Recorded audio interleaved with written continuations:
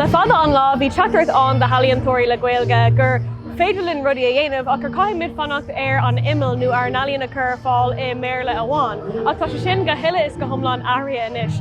Tá sé go héntaach le feiceáil go bhfuil Oíche Chultúir ag glanúint mór éalta na crunne agus sa chur halaíontóirí le Gaeilge I lár an éinig. Léironn sé de halaíontóirí óga le Gaeilge gur féidir le gar mo bhaintteach leis an alíonn agus leis an Gaeilge mar chrí fuintadí. Agus léironn sé den mór phobal go bhfuil paucaí gá hangach an agus gur féidir le a bheith mar tú fáirteachta.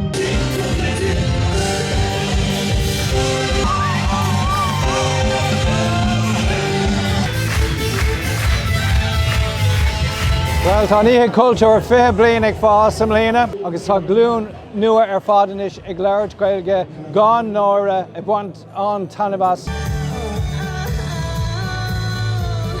Tá ré nua faoin Gaeilge san Oíche Chultúir ach go mór in san car, agus tá ag brú seo ráid trí Gaeilge 3 sé 5 agus beidir an rud is fearr go bhfuil tréis tarlú dúin le cúpla bliain nuas.